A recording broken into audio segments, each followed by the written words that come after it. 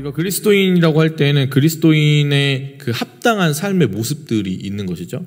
삶의 생각들이 있는 것이고, 삶의 드러나는 부분에 구체적인 어떤 변화들이 반드시 있어야만 하는 것입니다. 근데 이것을 그냥 쉽게 이야기하자면 어떤 변화라고 얘기할 수 있냐면 선택의 변화라고 말씀드릴 수가 있습니다. 인간이 하루를 살아가면서 대략 150가지 정도의 선택을 한다고 합니다. 하루에. 근데 이제 우리가 그것을 의식적으로 선택하는 것이 있고 무의식 중에 그냥 선택하면서 나아가는 것이 있겠죠. 근데 사람이라는 것은 습관이라는 것이 형성이 되는 것이죠. 선택을 한번 하면 그 선택의 방향이 계속 그 삶 가운데 남아있게 되는 겁니다. 무의식 중으로 선택을 하더라도요, 우리의 삶에 어떤 문제가 부딪혔을 때, 어떤 삶의 이야기들이 있을 때 선택하는 것이 거의 똑같다는 것입니다. 새로운 것을 절대 선택하지 않는다는 것이죠. 그러므로 삶은 방향성을 가지는데, 예수님을 모르는 그냥 일반 사람은 죄 가운데 있기 때문에 그 선택의 방향성이 항상 어디를 향해 가냐면 멸망을 향해 가는 겁니다. 여러분, 그런 사람들이 모여있는 세상이 우리가 살아가고 있는 세상이잖아요. 그렇기 때문에 결핍이 있는 겁니다. 그리고 우리의 삶에 결핍이 있고 문제가 있을 때 우리는 그것들을 보기가 어렵고 힘들지만, 결핍이 있는 곳에서 예수 그리스도를 믿는 그 한 사람은 무엇을 경험하는 것이냐면 하나님의 역사를 경험하는 것이죠. 결핍이 있는 곳에서부터 하나님의 역사는 시작됩니다. 우리가 사는 세상은 늘 결핍, 즉 문제가 있는 곳입니다. 그리고 예수님께서는 우리의 결핍과 문제를 아시는 분이시죠. 오늘 본문의 14절과 15절을 우리가 한번 읽어보겠습니다. 예수께서 도착해서 보시니 많은 무리가 있었습니다. 예수께서는 그들을 불쌍히 여기시고 아픈 곳을 고쳐주셨습니다. 저녁 때가 되자 제자들이 예수께 다가와서 말했습니다. 이곳은 외딴 곳이고 날도 이미 저물었습니다. 사람들을 보내 마을로 가서 각자 음식을 사 먹게 하시지요. 여러분, 이 두 구절 가운데에 우리가 삶에서 경험하는 문제들과 그 문제들에 부딪혔을 때 우리의 삶의 선택들을 볼 수 있게 되는 겁니다. 예수님께서는 어떤 분이시냐? 긍휼을 가지고 계신 분이십니다. 그래서 14절에서 그 예수님의 긍휼을 뭐라고 얘기하시냐면 그들을 불쌍히 여기셨다. 불쌍히 여기셨기 때문에 어떻게 하시냐면 아픈 곳을 고쳐주시는 것이죠. 많은 무리들이 있었는데 그 무리들 중에 어떤 신분의 어떤 귀하고 천함, 어떤 나이가 많고 적음, 이런 것을 다 초월해서 그 아픈 사람들을 예수님께서는 고쳐주시는 것입니다. 이 예수님의 긍휼이 많은 무리의 아픈 것을 고쳐주시는 것으로 이어진 그 이후에 예수님께서는 이 긍휼이 여기는 이 무리들을 바라보시면서 한 가지 문제를 발견하게 됩니다. 무엇이냐면 시간이 지나 저녁 때가 되었는데 먹는 문제가 발생하는 것이죠. 저녁 때가 돼서 이 사람들이 굉장히 배가 고픈 상황이 되는 것입니다.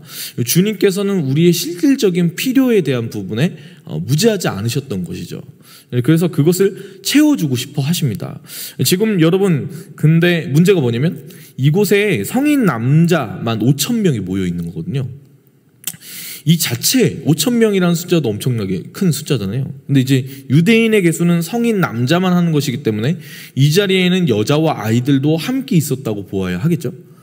그러면은 최소 인원을 어느 정도로 책정을 해야 되냐면 최소 인원을 10,000명이라고 책정을 해야 됩니다. 최소 인원을 얘기하는 겁니다. 대략 15,000명에서 20,000명 정도의 인원이 지금 여기 있는 거예요. 근데 그 인원이 다 어떤 상태냐면 굶주린 상태입니다. 이걸 어떻게 먹여야 될까요? 이거 어떻게 먹여야 될까요? 제자들이 이걸 이제 이 문제를 바라본 거예요. 이 문제를 바라본 거예요. 제자들도 배가 고프고. 그러니까 이 문제의 상황에 딱 봉착하는 이 상황 가운데 제자들도 무리의 필요를 봅니다. 배가 고프겠다. 근데 무엇을 발견하냐면 아무리 생각해도 이를 해결할 수 있는 방법이 없는 겁니다. 없는 거예요. 사랑하는 여러분, 우리가 삶을 살아갈 때 우리의 삶 속에서도 결핍과 문제를 발견하게 됩니다. 오늘 이런 비슷한 상황, 우리의 삶에도 필요가 있잖아요. 재정적인 필요가 있잖아요. 우리의 삶에 여러 가지 실질적인 필요가 있잖아요. 영적인 공급도 필요하지만 우리가 한 열흘 동안 그 연수자매를 한번 굶겨보면 어떤 일이 발생할까요?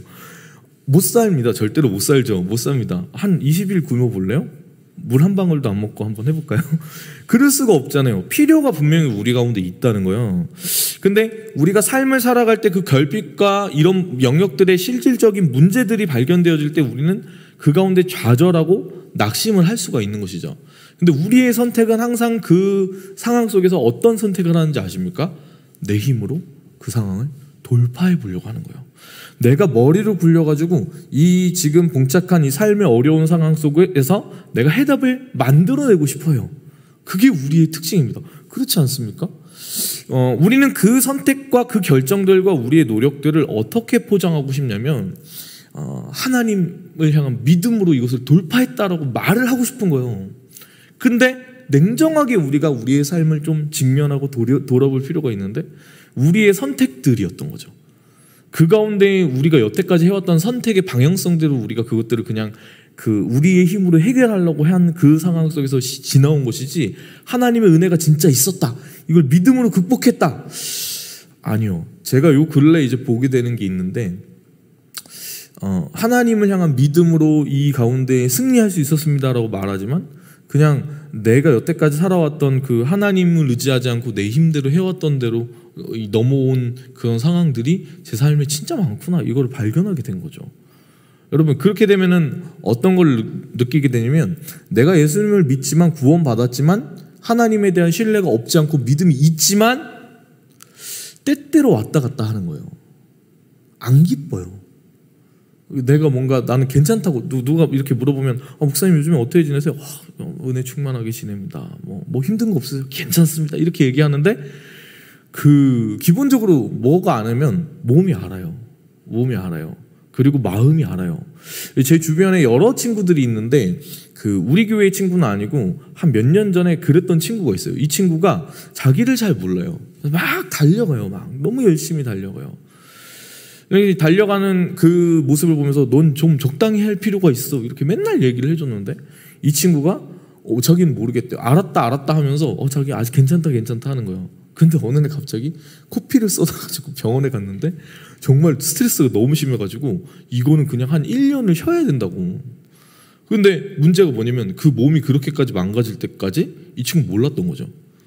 그래가지고 이제 병원 가가지고 그 다음에 만나서 밥을 먹어서 얘기를 하는데 뭐라고 얘기하냐면 자기 밤에 잠도 못 잤대요.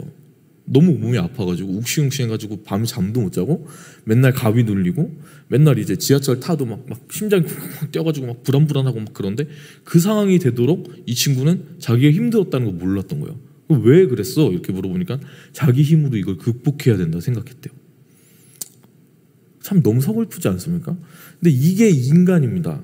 우리가 문제가 있을 때 우리의 최대의 문제는 뭐냐면 이 문제를 내 힘으로 해결하려고 한다는 거예요. 심지어 믿음이 충만한 사람들도 내 힘으로 해결하려고 한다. 내 머리를 굴리려고 한다. 근데 그러면 우리는 뭘 경험할 수 없냐면 하나님의 역사를 경험할 수 없습니다. 하나님의 역사가 우리의 결핍과 좌절 가운데 경험되려면은 시작점이 생겨야 되는데 그 시작점이 언제냐면 아는 거예요. 내가 머리를 굴려서 아무리 발버둥 쳐봐야 이 문제 가운데 해답은 없구나. 내가 아무리 노력해도 이 상황 가운데 내 노력으로 이 상황을 해결할 수 없구나. 그걸 알아야 되는 겁니다. 제자들도 아무리 생각해도 답이 없으니까 와가지고 주님께 말하는 거예요. 알아서 사 먹고 오게 하십시다. 이렇게 얘기하는 거예요.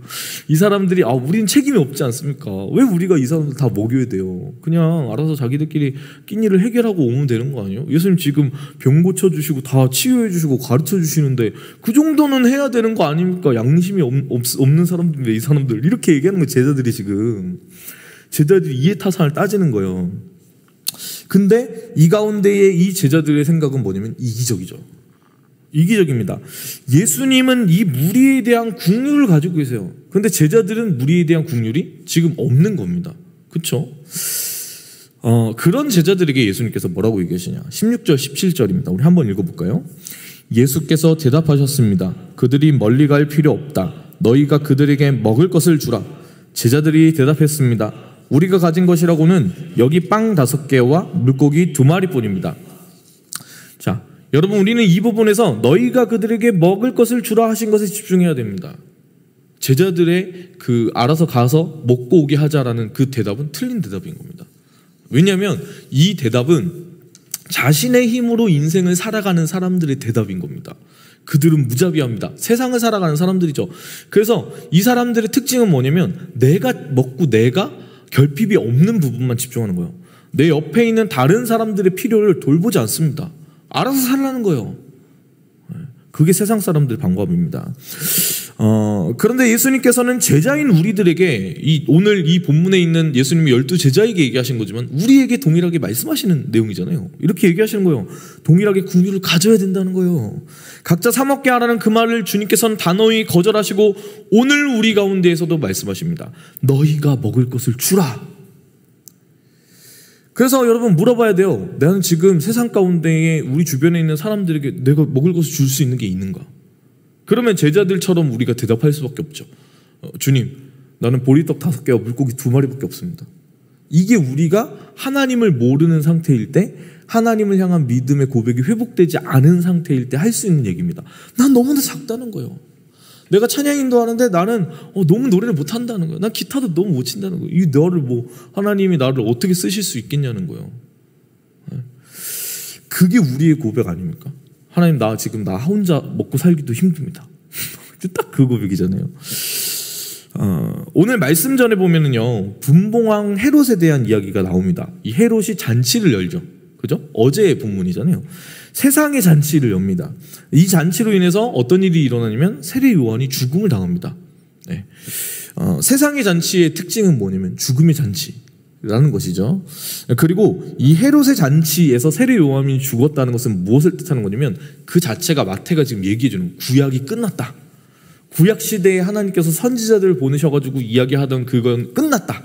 마지막이 이제 세례 요한인 거예요. 끝났다, 이걸 선언하는 겁니다.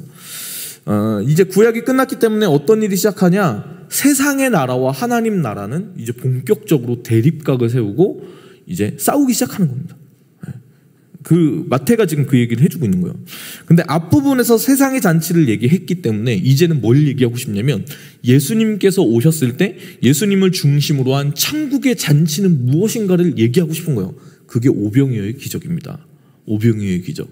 천국의 잔치, 예수님으로 인한 천국의 잔치가 세상의 잔치와 비견되는 그 천국의 잔치가 이 가운데 열리는 것이죠. 세상의 잔치는 죽음 가운데 이어지는 것이었지만 이 천국의 잔치는 빵 5개와 물고기 2마리만으로도 그곳에 있는 모든 사람들이 배부르게 먹는 생명의 잔치라는 것을 지금 마태는 우리 가운데 얘기해 주는 거예요. 세상 사람들의 눈에는요, 이 시선에는 뭐만 보이냐면 5,000명을 먹이셨다, 이것만 보입니다.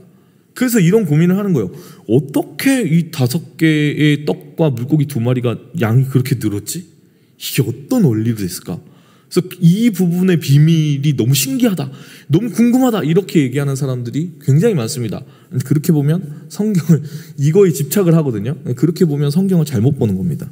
세상의 특징은 이제 먹고 마시는 거, 그것만 보이는 게 세상의 특징이거든요. 그리고 이렇게만 보면은 제가 아까 말씀드렸던 것처럼 오병이어의 기적이 우리에게 전하고자 하는 메시지를 놓치는 겁니다. 이 본문은 사실은 뭘 뜻하는 거냐면 그리스도인은 어떻게 세상을 살아가야 하는가, 이 세상과 결핍의 그 문제들 속에서 우리는 어떻게 헤쳐나가야 하는가, 내 삶의 결핍과 문제들 속에서 우리는 어떤 반응을 해야 되는가를 알려주고 있는 겁니다. 18절 19절입니다. 예수께서 말씀하셨습니다. 그것을 내게 가져오라. 예수께서는 사람들에게 풀밭에 앉으라고 말씀하시고 빵 5개와 물고기 2마리를 들고 하늘을 우러러 감사 기도를 드리신 후 빵을 떼셨습니다. 그 후 예수께서는 그 빵 조각을 제자들에게 나눠주셨고 제자들은 사람들에게 나눠주었습니다. 여러분, 우리의 삶의 문제를 우리가 해결하려고 하면 우리는 답이 없어집니다. 그러면 우리가 얘기할 수 있는 거는 우리는 고작 빵 5개와 물고기 2마리가 있다라는 대답을 할 수밖에 없는 것이죠. 그러면 어떡하냐? 예수님께서는 부담되는 요구를 지금 하시는 거예요. 너희가 나눠주라고. 근데 가진 게 없는데 뭘 나눠줘요? 그죠? 가진 게 없는데 뭘 나눠줘요? 예수님께서는 이 부분에 있어서 정확하게 얘기를 하시는데 어떻게 얘기하시는 거냐면 우리가 이 보리떡 5개와 물고기 2마리로 5,000명을 먹일 수 있습니다. 어떻게 할 때 먹일 수 있냐? 예수님께로 가져갈 때. 우리가 이 사람들의 필요를 채워주려고 하면 우리는 채워줄 수가 없습니다. 우리는 국률이 있지 않습니다. 근데 우리가 공급하려고 하면 우리는 가진 게 없으니까 공급할 수가 없는데 공급자이신 하나님께로부터 받은 것을 나누어 줄 때는 할 수가 있는 겁니다. 여러분, 그래서 어떻게 해야 되냐면 내 삶의 결핍과 문제, 세상의 결핍과 문제가 발생했을 때 내 힘으로 내 생각으로 그걸 해결하는 게 아니라 그 문제를 해결할 수 있는 열쇠를 가지신 예수께로 가지고 나가야 하는 것이죠. 가지고 나가야 하는 것입니다. 근데 가지고 나가는 사람은 어떤 사람이냐? 나는 못해요, 주님. 난 두 손 들어요. 난 항복할래요.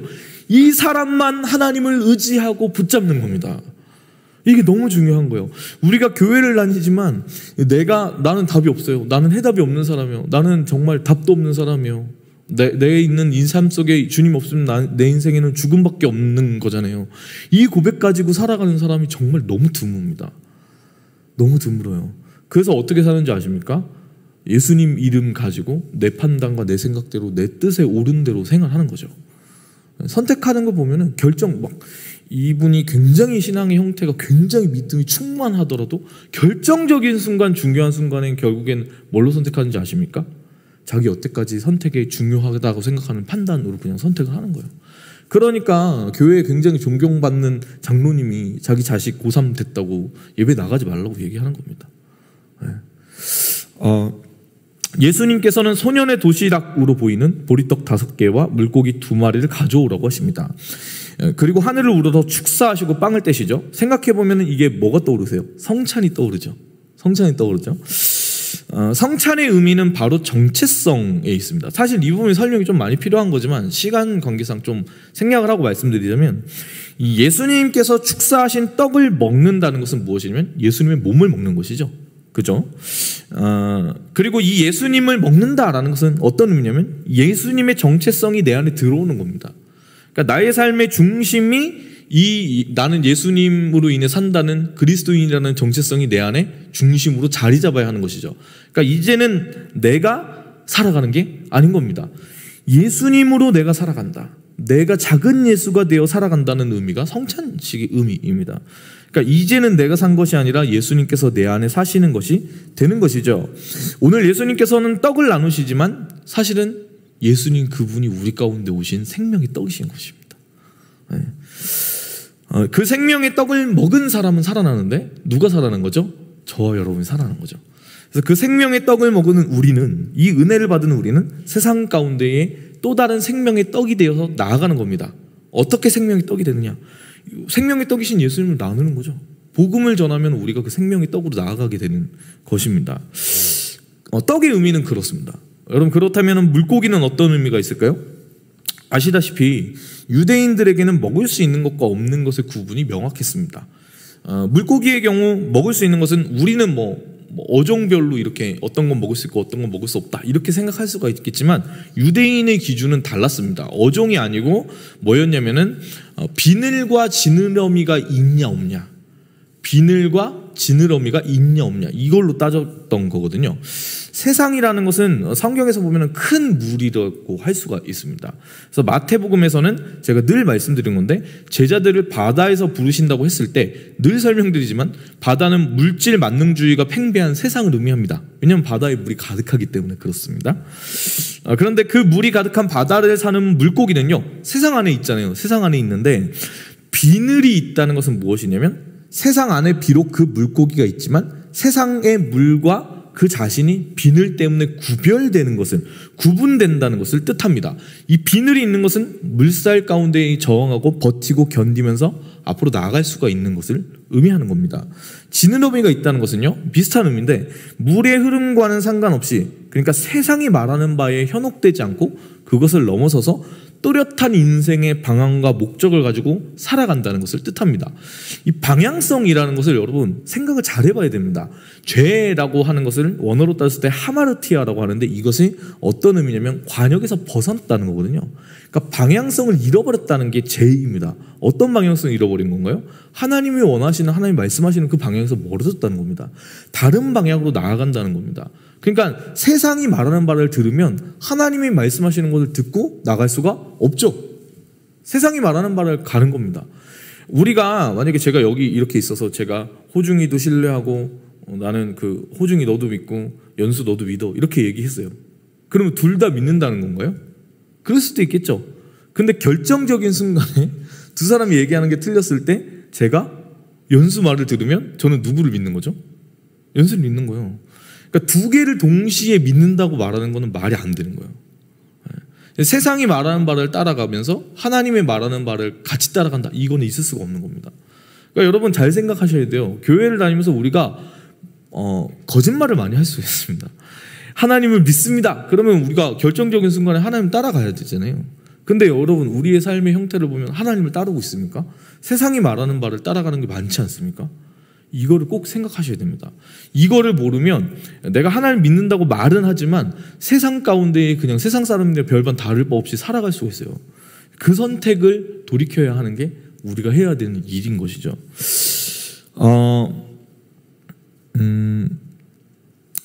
세상 사람들의 관심은 그럼 어디에 있습니까? 물질에만 있죠. 물질에만 있어요. 이 세상 사람들의 특징은요, 자신의 것을 움켜쥐려고 한다는 겁니다. 이 물질을 왜 가져야 되냐면, 왜 자신의 것을 움켜쥐어야 하냐면 자기를 보호하려고.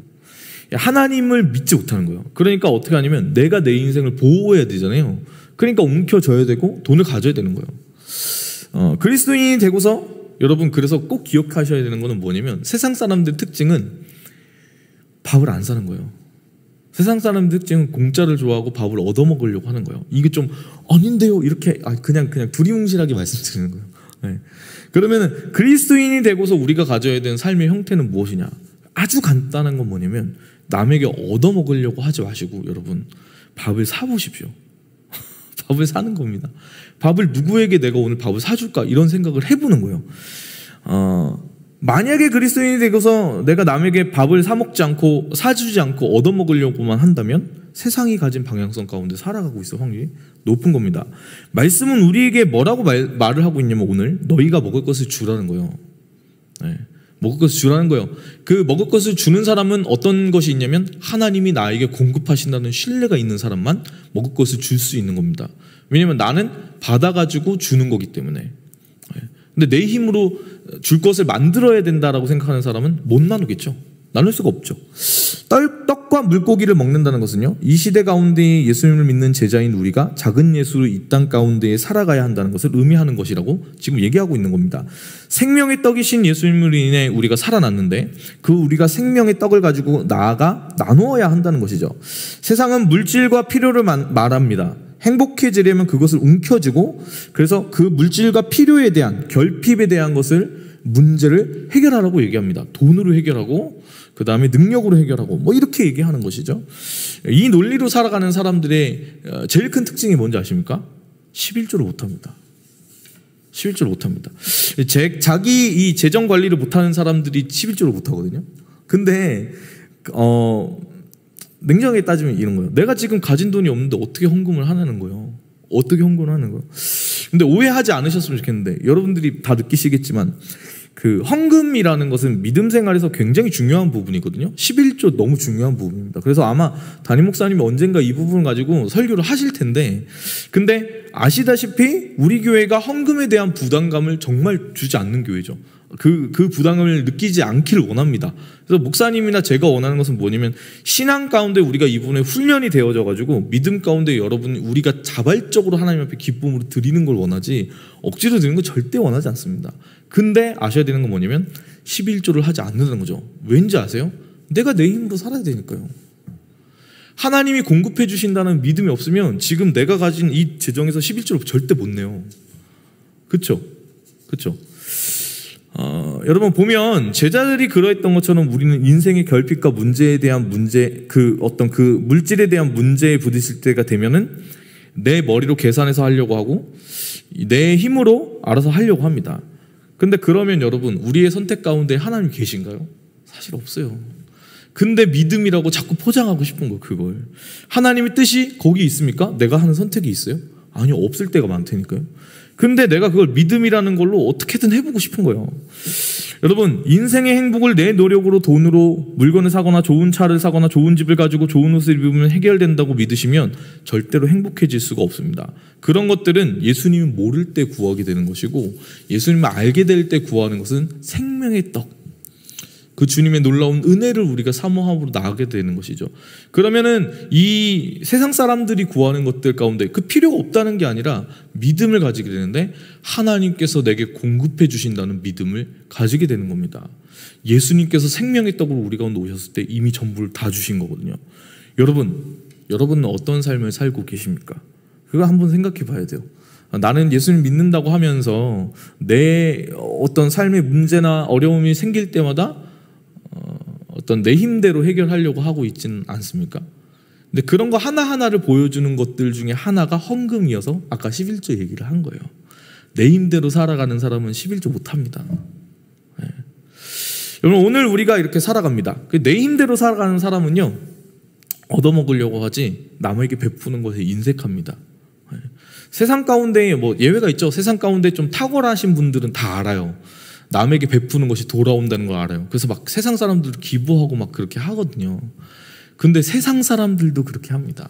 예수님께서 오늘 우리 가운데에 너희가 먹을 것을 주라라고 말씀하세요. 근데 우리가 세상 가운데 세상 사람들, 뭐 예를 들어서 우리보다 부자인 사람들에게 줄 게 있나요? 있습니다. 우리가 무엇을 주어야 할까요? 생명의 떡이신 예수님을 경험한 사람은 줄 걸 생각할 수가 있는 겁니다.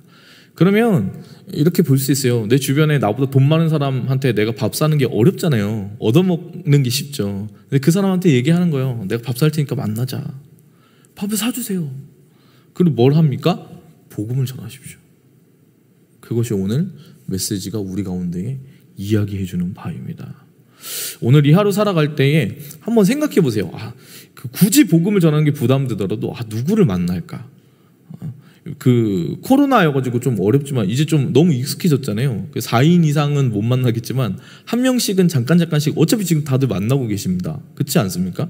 아니면 가족들 중에 누군가에게라도 여러분 꼭 생각하셔서 내가 누구에게 밥을 살지, 누구에게 따뜻한 말 한마디 건네고 복음을 전할지 꼭 생각해보는 그런 하루가 되었으면 좋겠습니다.